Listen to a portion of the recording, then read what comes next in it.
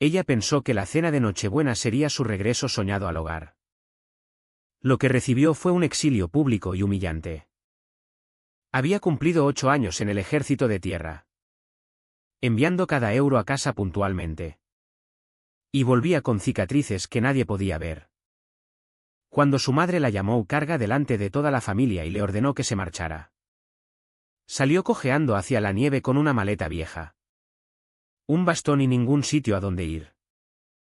Pero lo que nadie sabía en aquella mesa era lo que encontraría al llegar al caserío de su abuela en las montañas de Asturias. Y lo que vendría después destrozaría por completo todo lo que su madre había construido con mentiras. El asiento junto a la pared. Me llamo Laura Jiménez y una vez creí en los regresos al hogar. El comedor olía exactamente como lo recordaba, castañas asadas. El aroma dulce del turrón de Gijona y el jamón ibérico que mi madre siempre presumía. Debajo de todo, el viejo aftershave de papá aún flotaba en las cortinas 3 años después de su entierro. Me quedé en el umbral, con la mochila pesada en el hombro bueno, observando cómo mi familia se sentaba alrededor de la mesa como actores buscando su marca. 8 años. 8 años de polvo. Calor. Miedo y el sabor metálico de la adrenalina. 8 años enviando dinero cada mes sin falta. Incluso cuando eso significaba comer latas en la base. 8 años imaginando este momento, cruzar esa puerta y por fin ser recibida. Laura ya está aquí, anunció Mateo sin levantar la vista del móvil. Mi hermano mayor había engordado, su cuerpo de deportista universitario ahora se veía blando en la cintura. Llevaba un reloj caro que brillaba bajo la luz. Bueno. No te quedes ahí dejando entrar el frío, dijo mi madre. Carmen. Sin volverse mientras arreglaba el centro de mesa. Su voz tenía ese filo que recordaba de la infancia. Capaz de cortar si no andabas con cuidado. Cierra la puerta. Llegas tarde. No llegaba tarde. El autobús desde Madrid había llegado justo a la hora que les dije. Pero cerré la puerta de todos modos. El clic familiar me apretó el pecho. Hola. Mamá. Cambié el peso, intentando disimular la cojera. Los médicos decían que mejoraría con tiempo y fisioterapia. Tiempo tenía de sobra ahora. Fisioterapia necesitaba dinero que no tenía. Feliz Nochebuena. Laura, dijo Sofía. Mi hermana pequeña. Al menos ella me miró. A los 26 se había convertido en la belleza que mamá siempre predijo, pelo con mechas. Uñas perfectas. Jersey de cachemira que costaba más que mi pensión mensual por discapacidad. Dios mío. Qué distinta estás. ¿Distinta? Esa era una forma de decirlo. Más delgada. Marcada. Caminando con bastón que había dejado en el porche porque necesitaba entrar por mis propios pies. Sofía, conseguí sonreír. Tú estás genial. ¿Verdad que sí? Mamá por fin se giró y me repasó de arriba abajo, la ropa civil de segunda mano que no me quedaba bien. Como sujetaba el brazo izquierdo contra el cuerpo. Las nuevas arrugas alrededor de los ojos. Algo cruzó su cara. Decepción. Asco. Desapareció antes de que pudiera nombrarlo. Sofía acaba de ascender en la agencia de publicidad. Ejecutiva senior de cuentas. Genial. ¿No? Siéntate. Señaló la silla contra la pared. La que usábamos para apilar abrigos en las fiestas. La cena se enfriaba. Me senté. La silla cojeaba en las patas desiguales. A mi alrededor mi familia cayó en la conversación fácil, el nuevo puesto de Mateo en el Banco de Inversiones de Madrid. El novio de Sofía que pasaba Nochebuena con su familia en Vaqueira. La reciente elección de mamá para la junta del club de golf. Escuché sus voces pasar sobre mí. Esperando que alguien preguntara por Afganistán. Por la baja médica. Por cualquier cosa que me hubiera pasado en casi una década. Nadie preguntó. Laura. Pásame las patatas, cortó mamá. Alargué la mano. El hombro izquierdo gritó de dolor. El plato pesado resbaló un segundo antes de sujetarlo con la derecha. Unas gotas de salsa salpicaron el mantel. Por Dios, el tenedor de mamá golpeó el plato. ¿No puedes hacer nada sin armar un desastre? Lo siento. Yo. ¿Sabes cuánto cuesta este mantel? Es lino de calidad. Miré la pequeña mancha. Recordando la última Nochebuena que había comido raciones militares en una base avanzada. Compartiendo historias con mi unidad mientras los morteros retumbaban a lo lejos. El sargento Rodríguez estaba allí. No volvió a casa. Lo lavaré, dije en voz baja. Lo repondrás, la voz de mamá subió. Ah. Espera. No puedes. ¿Verdad? ¿Por qué no tienes trabajo?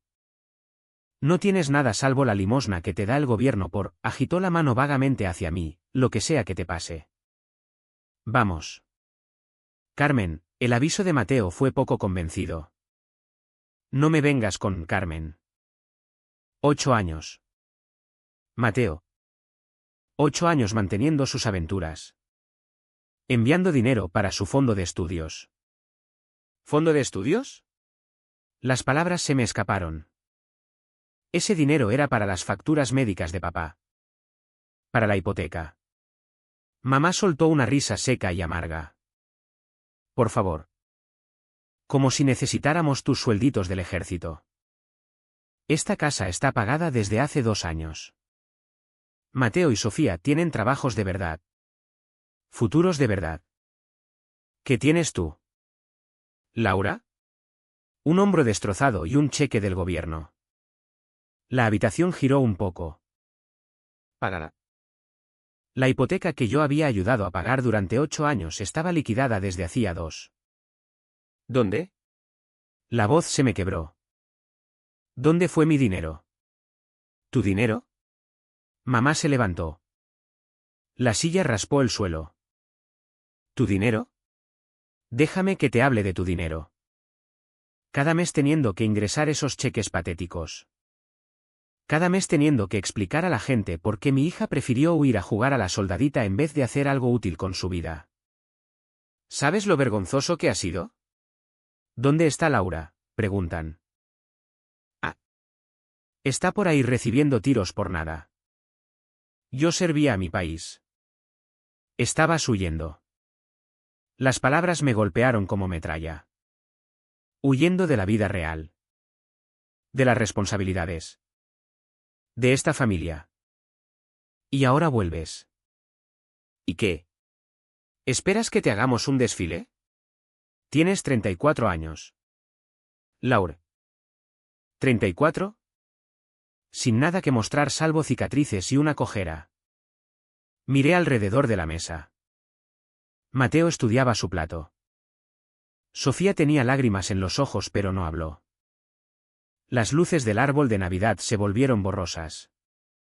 Envié más de 60.000 euros, mi voz sonó hueca. Y los gastamos, la sonrisa de mamá era fría. Cada céntimo.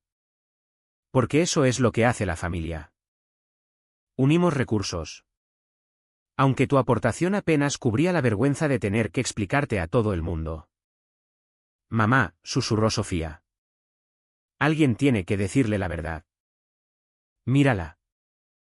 Apareciendo aquí como un perrito herido esperando que la cuidemos. Pues yo ya estoy harta. Harta de fingir que esto es normal. Harta de fingir que estamos orgullosos. Me señaló con la uña perfecta. Como una acusación. Eres una carga. Laura. Siempre lo has sido. Y quiero que te vayas. ¿Mamá? Sofía jadeó. ¿Fuere? La palabra quedó suspendida como una sentencia de muerte. Coge tus cosas y vete. Me da igual a dónde. Pero fuera de mi casa. Me levanté despacio. La pierna protestando. 8 años imaginando este regreso y lo único que podía pensar era en lo silencioso que estaba todo. Hasta el reloj había dejado de hacer tic-tac. Laura, Sofía alargó la mano. Pero mamá la sujetó por la muñeca. Ella tomó su decisión hace 8 años. Que viva con ella. Caminé hasta la puerta. Recogí la mochila. El bastón seguía en el porche donde lo había dejado. El metal frío contra la palma. Me giré una vez. Ya volvían a su cena. Mamá alisaba el mantel donde había caído la salsa. Feliz Nochebuena, dije a nadie en particular. La puerta se cerró detrás de mí con un clic suave. Fuera empezaba a nevar. Cada copo atrapaba el brillo de las ventanas. Nunca volvería a entrar. Me eché la mochila al hombro y empecé a andar. El bastón marcaba un ritmo solitario en la acera helada. Una vez creí en los regresos al hogar. Ahora solo necesitaba sobrevivir a la salida. El autobús. Nadie vio. La estación de autobuses de Oviedo olía a desinfectante y sueños rotos. Conté mis últimos 43 euros en la ventanilla. Los dedos entumecidos por el frío. La empleada. Una mujer de ojos amables y un pin de Papá Noel en la solapa. Miró mi bastón y la nieve que se derretía en mis hombros. ¿A dónde? ¿Cariño? Vallefrío. Cerca de Cangas de Onís. Las palabras salieron. No había hablado desde que salí de casa de mamá 2 horas antes. 2 horas caminando por calles residenciales decoradas con luces y belenes hinchables. Cada ventana brillaba con el calor del que acababa de ser expulsada. Eso está bien arriba en la montaña. ¿Seguro que quieres viajar esta noche? Es Nochebuena. Casi me reí. Nochebuena. Como si eso significara algo ya.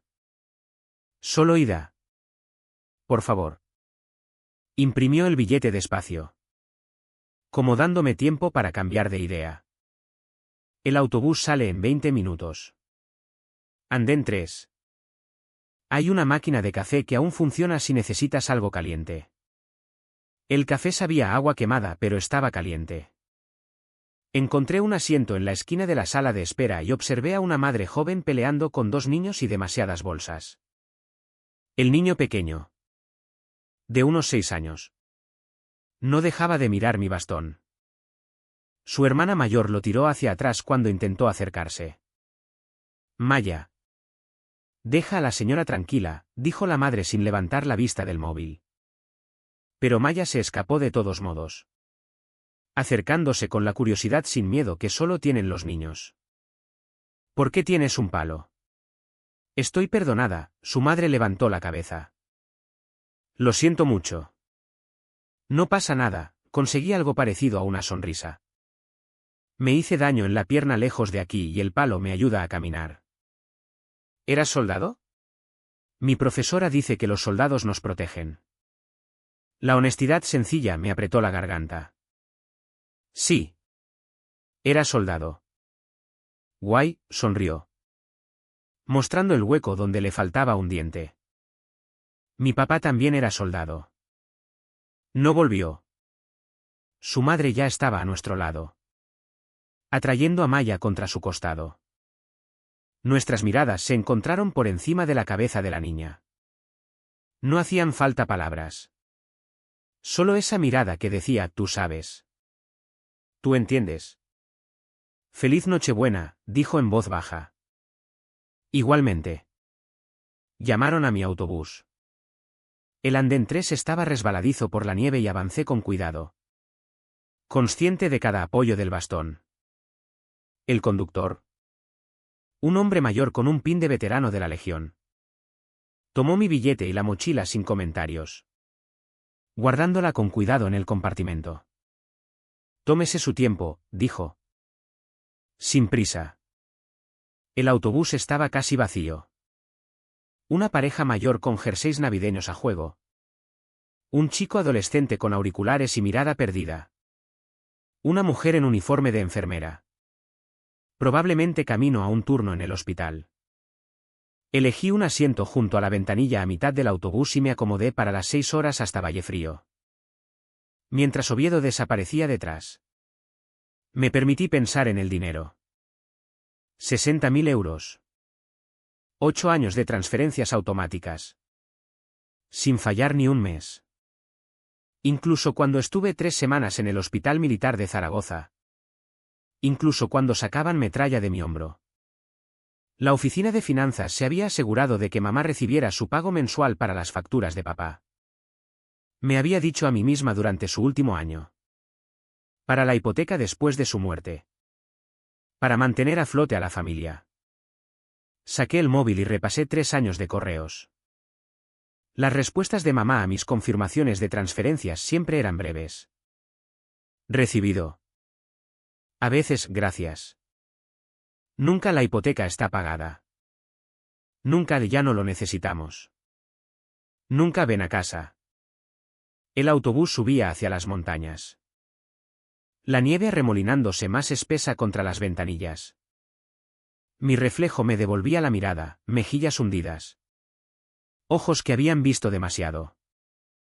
Ese tipo de cansancio que el sueño no arregla. ¿Quién era esta persona? No la recluta entusiasta que se alistó a los 26. Decidida a servir a su país y ayudar a su familia. No la hija que creyó que el amor sobreviviría a la distancia y el deber. La mujer de enfermera se cambió de asiento y se sentó al otro lado del pasillo. Noche larga, dijo algo así. Asentí. Sin presionar.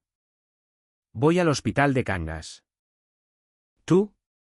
Al caserío de mi abuela. Elena Hidalgo. Su cara se iluminó. Soy Rosa. Trabajo con el doctor Morales. Él cuida de tu abuela. Habla de ti todo el tiempo. Enseña a todo el mundo tus fotos de uniforme. Abuela Elena. No la veía desde hacía 3 años. No desde el entierro de papá. Cuando mamá dejó claro que no era bienvenida en las reuniones familiares. Algo sobre que Elena era una mala influencia y le llenaba la cabeza de tonterías a Laura. Aún lleva la finca ella sola. Llevarla. Esa mujer podría dirigir toda la comarca si quisiera. Aún se conduce sola al pueblo 2 veces por semana. Aún cuida esas gallinas como si fueran sus bebés. Rosa sonrió. Va a estar tan feliz de verte. Si me deja entrar, pensé. Pero no lo dije. Mamá seguramente había llamado antes. Envenenado también ese pozo. ¿Serviste en Afganistán? Preguntó Rosa con suavidad. 4 misiones.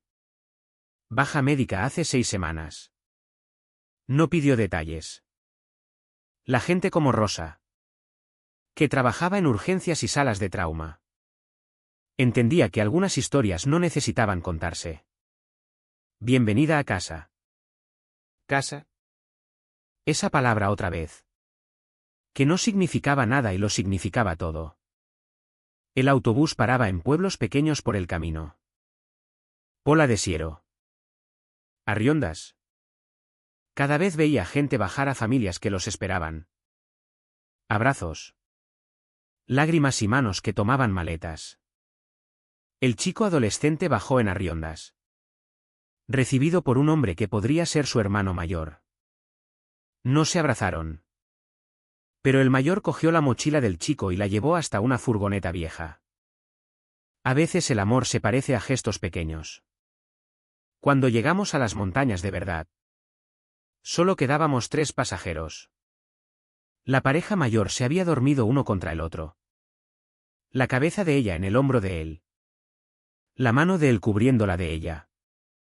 50 años de matrimonio. Quizás más. Ese tipo de unión que sobrevivía a misiones y distancias y todo lo que la vida lanzaba. Mis padres casi llegaron a los 25 años. Papá solía bromear que merecía una cruz al mérito por sobrevivir tanto tiempo con Carmen. Nos reíamos. Pero incluso de niña oía el filo debajo del humor. Cuando se puso enfermo. Pensé. Esperé que nos uniría. En cambio. Reveló cada grieta. Cada falla. Tu padre nos dejó solo deudas y decepciones, había dicho mamá en el entierro. Igual que estás haciendo tú ahora. El recuerdo me hizo doler el hombro. O quizás era el frío que se colaba por las ventanillas del autobús. O quizás el peso de cargar las expectativas de otros durante tanto tiempo que mi cuerpo por fin dijo basta. La voz del conductor crepitó por el altavoz. Vallefrío. Asturias. Próxima parada. 15 minutos. Señores. 15 minutos para descubrir si aún tenía algún sitio a donde ir. Apoyé la frente contra la ventanilla fría y vi las montañas nevadas alzarse a nuestro alrededor. Tan imponentes e implacables como las del Hindukush. Pero estas montañas sabían mi nombre. En algún lugar allá arriba. En un caserío. Había pasado los veranos de mi infancia. Quizás aún había una mujer que recordaba a la niña que fui antes del uniforme. Antes de las guerras. Antes de aprender que las heridas más profundas vienen de quienes se supone que deben quererte más. Con los 43 euros menos el billete me quedaba justo para una llamada si la abuela me rechazaba. Después de eso. No sabía. Quizás era lo justo. 8 años sabiendo exactamente dónde estaría. ¿Qué haría? ¿Por quién luchaba? Ahora solo la nieve. Las montañas y la esperanza de que en algún lugar alguien aún tuviera sitio para un soldado que ya no tenía nada que dar. El autobús empezó el descenso al valle y recogí mis cosas. Mi reflejo en la ventanilla parecía un poco menos hueco. Un poco más como alguien que todavía podía tener pelea dentro. De un modo u otro. Estaba a punto de descubrirlo. La prueba del porche. La estación de autobuses de Vallefrío era solo un banco bajo una farola cubierta de una fina capa de nieve. Me quedé allí mientras el autobús se alejaba. Sus luces traseras desapareciendo en la oscuridad arremolinada. Dejándome sola con mi mochila y ese tipo de silencio que solo se encuentra en los pueblos de montaña después de medianoche. El camino al caserío de la abuela Elena era de 3 kilómetros. Lo recordaba más corto cuando tenía 10 años. Corriendo con Mateo por el camino de tierra en las tardes de verano. Las luciérnagas bailando en los prados a nuestro lado. Ahora, con la nieve cayendo fuerte y mi pierna izquierda protestando en cada paso, parecía cruzar un continente. El móvil marcaba las 12:47 del día de Navidad. En algún sitio los niños ya se removían en sus camas. Ansiosos por la mañana. En algún sitio las familias estaban juntas y completas. En algún sitio estaba muy lejos de este camino oscuro donde mi bastón se hundía en la nieve con cada paso esforzado. El caserío apareció entre los árboles como algo de un sueño. 2 plantas de madera y piedra envejecidas. Ventanas oscuras salvo una. La luz del porche. La abuela Elena siempre la dejaba encendida cuando esperaba visita. Un faro que decía eres bienvenida aquí. Te esperan. Estás en casa. Pero eso era antes. Antes del veneno de mamá. Antes de la llamada que seguramente había llegado horas antes. Subí los escalones del porche despacio. El hielo crujiendo bajo mi peso. El tercer escalón seguía chirriando. Algunas cosas no cambian. Mi mano dudó en la puerta. ¿Y si no abría? ¿Y si abría solo para repetir las palabras de mamá? Eres una carga. Vete. Llamé suave al principio. Luego más fuerte cuando nada se movió dentro. El viento arreció. Empujando nieve contra mi espalda. Y llamé otra vez. Más fuerte. Pasos. Lentos pero firmes. La cerradura giró y la puerta se abrió unos centímetros. Asegurada por una cadena. La abuela Elena miró por la rendija. Pelo gris en rulos. Los ojos agudos repasándome. Laure. No era una pregunta. Solo mi nombre. Plano e ilegible. Hola. Abuela. Siento que sea tan tarde. No tenía otro sitio. Tu madre llamó. El corazón se me cayó. Claro que había llamado.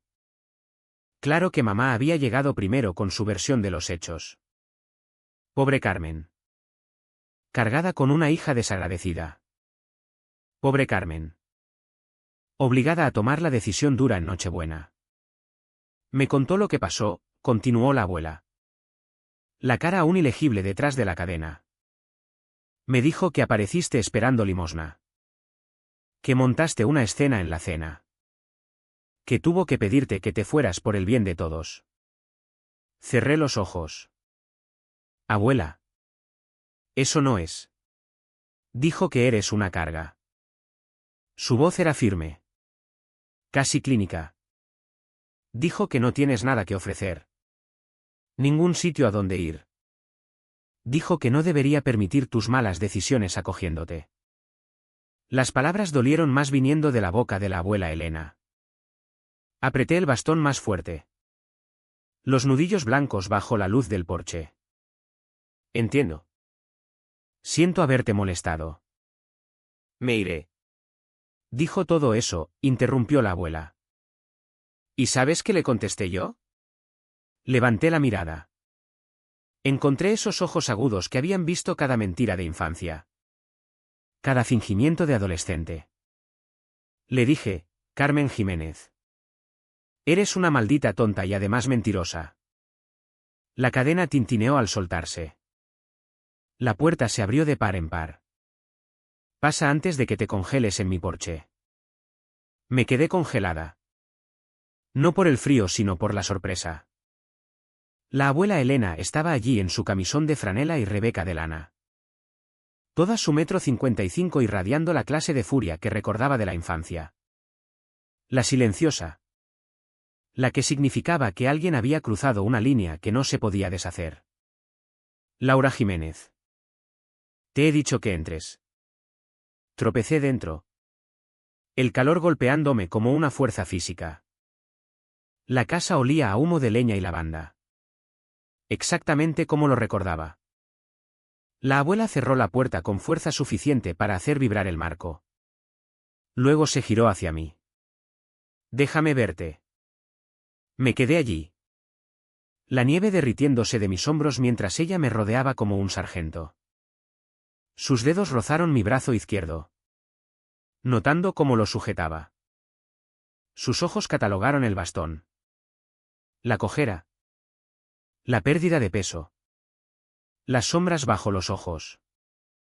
¿Cuándo comiste por última vez? Intenté recordar el café en la estación antes. El desayuno del día anterior. Los días se confundían. No tengo hambre. Esa no era la pregunta. Se movió hacia la cocina. Siéntate. Esa silla de ahí. Tiene buen apoyo. Tu padre la usaba cuando le dolía la espalda. Papá. Me hundí en la silla. Mi cuerpo de pronto consciente de cada dolor. Cada kilómetro. Cada minuto de las últimas 24 horas. La abuela Elena se movía por la cocina con eficiencia practicada. Sacando sobras de la nevera. Calentando sopa en el fuego. ¿De verdad te llamó? Pregunté. Oh. Sí que llamó. Llena de indignación justa. ¿Sabes que tuvo el descaro de decir que la avergonzaste después de todo lo que has hecho? La abuela cerró un armario de golpe. 8 años enviando dinero a casa. 8 años sirviendo a tu país. Y te llama carga. El dinero, empecé y me detuve. Parecía mezquino hablar de dinero cuando acababa de recibir refugio. ¿Qué pasa con él? Dijo que la casa está pagada desde hace 2 años. La abuela Elena se quedó muy quieta. Luego se giró. Cuchara de madera en mano. Y vi algo en su cara que nunca había visto antes. Miedo. Rápidamente enmascarado. 2 años, dijo. Eso es lo que me contó. Dijo que no necesitaban tus pequeños sueldos del ejército. La abuela se volvió al fuego. Pero sus hombros estaban rígidos. Come primero. Luego hablaremos. Puso un plato de sopa de pollo delante de mí. Espesa de verduras y fideos. Comida de verdad. No la procesada con la que había vivido. Mis manos temblaban al levantar la cuchara. Despacio, advirtió. Tu cuerpo ha pasado por demasiado. Conseguí media sopa antes de que el estómago se rebelara. La abuela no insistió. Solo retiró el plato y volvió con una infusión de manzanilla con miel en la misma taza desportillada que usaba de niña. Ahora, dijo, sentándose frente a mí. Cuéntamelo todo desde el principio. No dejes nada fuera. Y lo hice. Los 8 años condensados en una hora de palabras, las misiones. Las heridas. Las transferencias mensuales. Los correos de mamá cada vez más cortos y menos frecuentes. La baja médica que no le había contado a nadie hasta esa noche. El regreso soñado frente al exilio recibido. La abuela escuchó sin interrumpir. Su cara pasando por ira. ¿Tristeza? Algo que parecía culpa. Sabía que mentía, dijo por fin. Todos estos años diciéndome que estabas demasiado ocupada para visitar. Demasiado importante para las reuniones familiares. Debería haber insistido más. Debería haberlo sabido. Te dijo que yo no quería venir. Cada fiesta. Cada cumpleaños. Laura está demasiado ocupada jugando a la soldadita. Laura ya no tiene tiempo para la vida de pueblo. Y cuando tu padre se puso enfermo. Se cayó.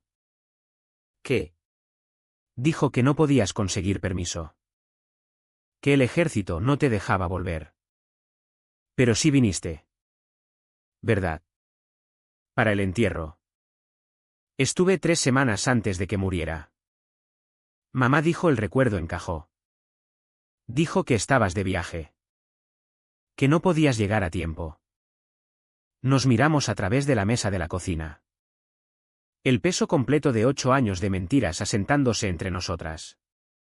Esa mujer, dijo la abuela en voz baja, ha robado más que dinero a esta familia.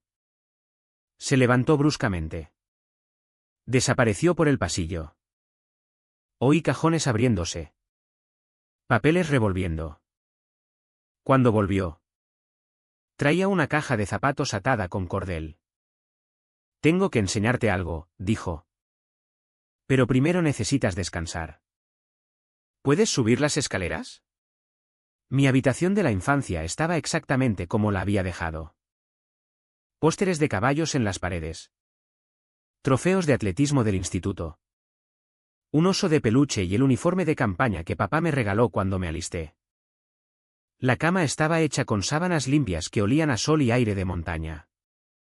El baño sigue al final del pasillo, dijo la abuela. Puse toallas limpias. El batín de tu padre está detrás de la puerta. Te quedará grande.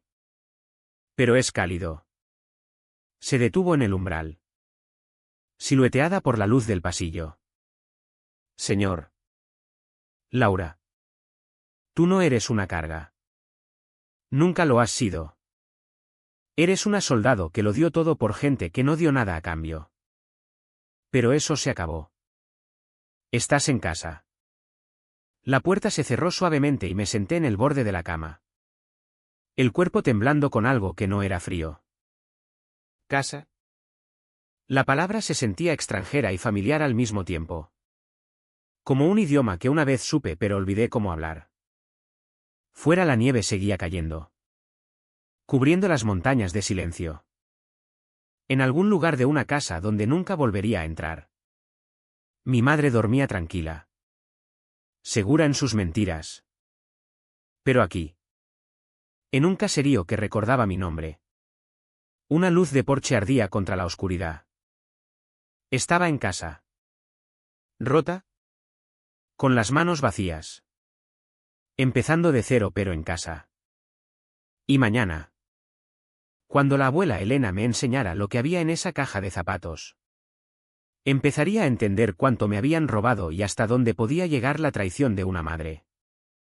Pero esta noche. Por primera vez en 8 años. Dormiría en una cama donde se me quería. Donde se me acogía. Donde la luz del porche siempre ardería para mí. Era suficiente para esta noche. Era todo. La caja de zapatos y las mentiras. Desperté con olor a panceta y café. La luz del sol entrando por las cortinas que elegí cuando tenía 12 años. Por un momento olvidé dónde estaba. Olvidé los últimos 8 años. Olvidé todo salvo el calor de esa cama y el sonido de la abuela Elena moviéndose abajo. Entonces mi hombro me recordó. El dolor bajó por el brazo cuando me senté. Lo bastante fuerte para robarme el aliento. La realidad volvió, la cena de Nochebuena. El exilio. El autobús. La prueba del porche. Todo real. Todo ayer. Encontré el batín de papá detrás de la puerta del baño. Franela suave. Gastada en los codos. Olía levemente a su aftershave y tuve que cerrar los ojos contra la pena repentina. 3 años ido y aún estos emboscadas de memoria. La abuela estaba en los fogones cuando bajé. Mi descenso lento y cuidadoso. La caja de zapatos de anoche estaba sobre la mesa de la cocina como una acusación. Siéntate, ordenó sin volverse. El café está fresco. Tus pastillas están junto al plato. No discutas. Vi los frascos en tu mochila cuando la traje. Tomé las pastillas, analgésicos. Antiinflamatorios. El antidepresivo que el Ministerio de Defensa insistía. La abuela puso un plato delante de mí, huevos. ¿Pancera? Pan tostado. Mermelada de fresa fresca. Del huerto del verano pasado, dijo señalando la mermelada. Buena cosecha este año. Comimos en silencio unos minutos. Fuera de la ventana la finca se extendía blanca y pura bajo la nieve nueva. El gallinero necesitaba reparaciones. La puerta del establo colgaba un poco torcida. Cosas pequeñas. Pero sumaban una imagen de declive suave. ¿Cuánto tiempo llevas arreglándotelas sola? Pregunté. Desde que tu abuelo murió. 5 años en marzo. Contrato ayuda cuando la necesito. El chico de los vecinos viene para el trabajo pesado. Abuela. La caja. La empujó hacia mí. Tenemos que hablar de lo que hay dentro. Desaté el cordel con dedos que temblaban ligeramente. Dentro. Ordenados como todo lo que tocaba la abuela. Había papeles. Extractos bancarios. Correos impresos. Fotos de cheques. Un libro de cuentas y la letra precisa de la abuela. ¿Qué es esto? Pruebas, dijo simplemente. Empecé a llevar el registro hace 3 años. Después del entierro de tu padre. Algo me olía mal en cómo Carmen manejaba las cosas. Llámale intuición de abuela. Cogí el primer extracto. Era de la cuenta de mamá. Fechado 2 meses después de la muerte de papá. Resaltado en amarillo. Un ingreso de 2.847 euros. La cantidad exacta de mi asignación mensual. Me dio acceso para ayudar con los gastos del funeral, explicó la abuela. Hice copias antes de que cambiara las contraseñas. Sigue mirando. El siguiente extracto mostraba el mismo ingreso. Pero también retiradas, 500 euros en el Corte Inglés. 300 en un spa. 400 en algo llamado membresía Elite Golf. Pasa la página. Más extractos. Más ingresos de mi dinero. Más retiradas para artículos de lujo. Paquetes de vacaciones. Ropa de marca. El estómago se me revolvió al reconocer el patrón, ingresos míos seguidos inmediatamente de gastos de lujo. Este es del año pasado, levanté un extracto que mostraba una retirada de 5.000 euros. ¿Para qué necesitaba 5.000 euros? Mira la fecha. Luego mira esto. La abuela sacó su móvil y me mostró una publicación de Instagram de Sofía, la familia en las Islas Canarias. Levantando copas de champán en un yate. La fecha coincidía con la retirada. Usó el dinero de tus misiones para unas vacaciones. ¿Sigue? Los papeles pintaban un cuadro que me enfermaba. 8 años de mi paga de combate financiando un estilo de vida que no podía imaginar. Membresías de club de golf. Clases de golf de Mateo. Compras de Sofía.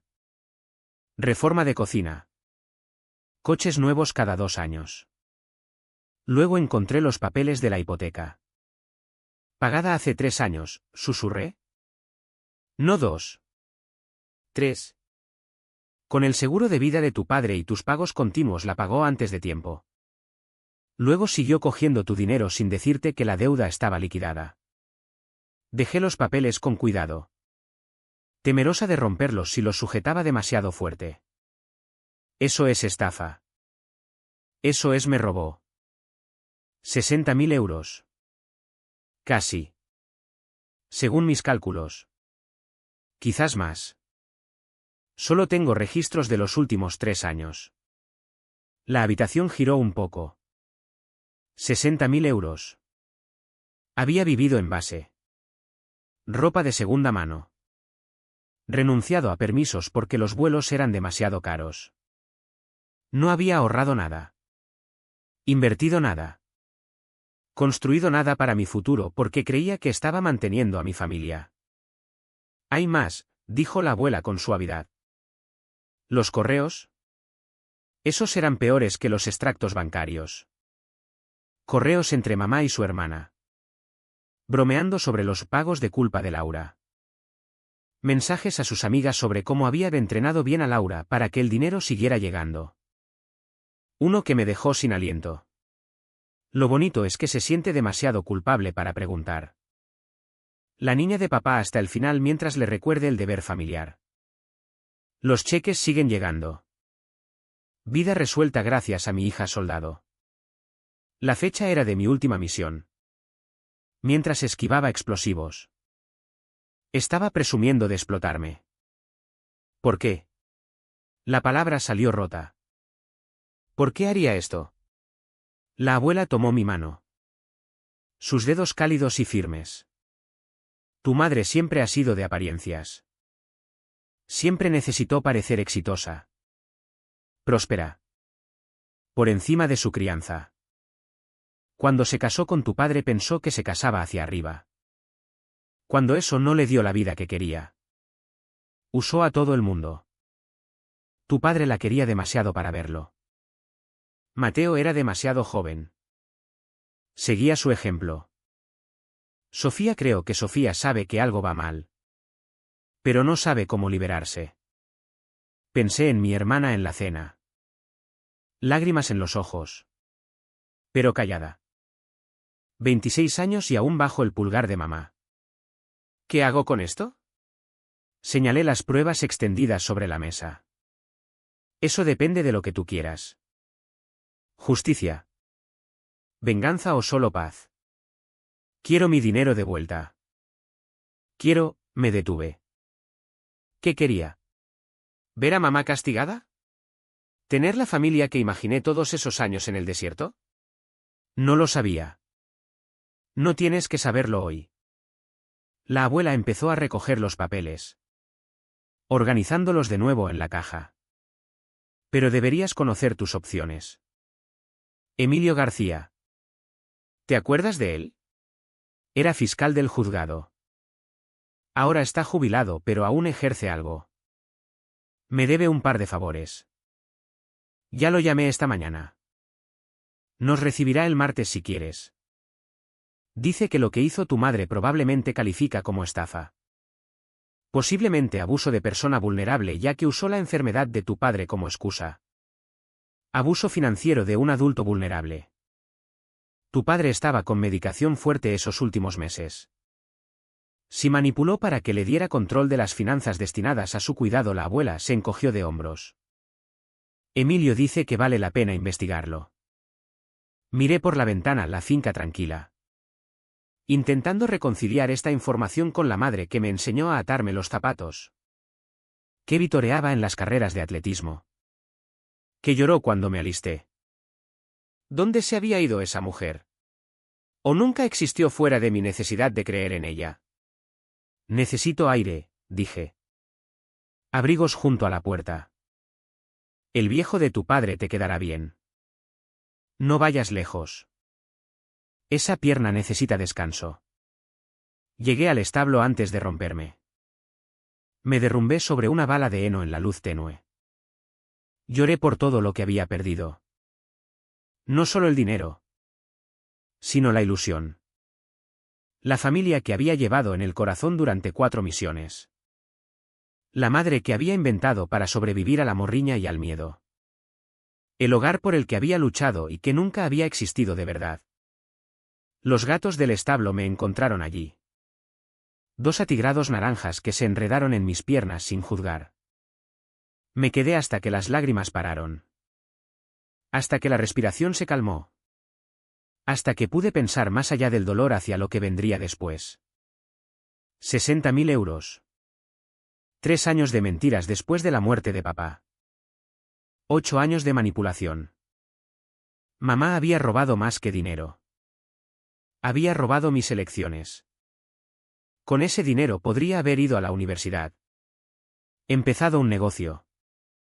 Comprado una casita. Construido algo real en vez de financiar su vida de fantasía. Pero estaba viva. Estaba aquí. Y ahora sabía la verdad. Me levanté despacio. Probando la pierna. El frío la había puesto rígida. Pero aguantaba. Tenía un techo sobre la cabeza. Una abuela que me había elegido a mí por encima de las mentiras de su propia hija y una caja de zapatos llena de pruebas. No era mucho. Pero era más que lo que tenía ayer. Volví a la casa donde la abuela esperaba con té caliente y comprensión silenciosa. Mañana empezaríamos a planear. El martes veríamos a Emilio. Pero hoy, en esta extraña mañana de Navidad, solo seríamos abuela y nieta. Unidas por la verdad en vez de por mentiras. Gracias, dije, por llevar el registro. Por creerme. Por la luz del porche. Apretó mi mano. La familia no es sangre. Laure. Es quien aparece. Quien se queda. Quien mantiene la luz encendida. ¿Lo recuerdas? Lo recordaría. Recordaría todo. Lo bueno y lo malo. La verdad y las mentiras. Y de algún modo construiría algo nuevo de las cenizas de lo que mi madre había quemado. La caja de zapatos estaba entre nosotras. La caja de Pandora abierta y que ya no se podía cerrar. Pero quizás estaba bien. Quizás la verdad. Por dolorosa que fuera. Era el primer paso hacia algo mejor. Quizás esto era lo que realmente parecía volver a casa. El abogado en el pueblo vecino. El martes llegó con un viento helado que hacía vibrar las ventanas del caserío. Me vestí con cuidado con mi única ropa civil decente, una blazer azul que me quedaba holgada y pantalones que necesitaban arreglo. La abuela Elena me observaba desde el umbral mientras luchaba con los botones. Mi mano izquierda aún no cooperaba del todo. Ven aquí, dijo simplemente. Acercándose a ayudar. Sin lástima en sus movimientos. Solo ayuda práctica. Emilio nos espera a las 10. ¿Estás lista para esto? ¿Lista? Había pasado 2 días mirando esos extractos. Memorizando cada movimiento. Cada traición reducida a números en una página. Lista era un término relativo. Necesito conocer mis opciones, dije. El trayecto al pueblo duró 40 minutos por carreteras de montaña sinuosas. El viejo Seat de la abuela manejaba las curvas con gracia sorprendente. Aunque yo me agarraba al asa de la puerta cada vez que pasábamos un barranco. Algunas costumbres de Afganistán tardan en morir. El despacho de Emilio García ocupaba el segundo piso de una casa victoriana reformada en la calle principal. Las escaleras fueron un reto. Pero llegué sin usar la barandilla. El orgullo ganando a la practicidad. Su secretaria. Una mujer de pelo plateado y ojos sabios. Nos hizo pasar inmediatamente. Elena Hidalgo. Emilio se levantó cuando entramos. Su apretón de manos firme a pesar de sus 70 y tantos años. Y esta debe de ser Laura. Te recuerdo ganando el campeonato regional de atletismo. ¿Qué año fue? 2008. Me senté. ¿Qué fe? La secretaria lo hacía fuerte como para quitar pintura. Nos acomodamos en sillones de cuero gastados frente a su escritorio. El despacho olía a libros viejos y tabaco de pipa. Paredes llenas de títulos de derecho y fotos de Emilio con autoridades locales. Un tipo diferente de servicio al mío. Pero servicio al fin. Elena me mostró parte de lo que habéis recopilado, empezó. Sacando un blog legal. Pero necesito oírlo de ti. Desde el principio. Así que lo conté otra vez. Cada vez era más fácil. Las emociones se asentaban. Le hablé de las misiones. De las transferencias. De las mentiras. Emilio tomaba notas. La cara seria. Lo que hizo tu madre es estafa clara, dijo cuando terminé. Posiblemente apropiación indebida y abuso financiero. Con estas pruebas podemos presentar denuncia en el juzgado de instrucción de Oviedo. La Guardia Civil se encargaría de la investigación si procede. Hablamos durante 1 hora. Opciones: demanda civil para recuperar el dinero. Denuncia penal. Acuerdo extrajudicial. Al final decidí denunciar. No solo por el dinero. Por la verdad. Por todas las veces que me llamaron carga. Por todas las veteranas que podrían estar pasando lo mismo. Los meses siguientes fueron un torbellino. Denuncia presentada. Guardia Civil investigando. Mamá contratando abogados caros que intentaron pintarme como hija desagradecida. El pueblo se dividió. Algunos me apoyaban. Otros murmuraban que la familia es la familia. Pero la abuela Elena estaba a mi lado. Y poco a poco, otros veteranos empezaron a contactarme. Un cabo que su hermano le había vaciado la cuenta mientras estaba en Mali. Una sargento cuya pareja había gastado su pensión en apuestas.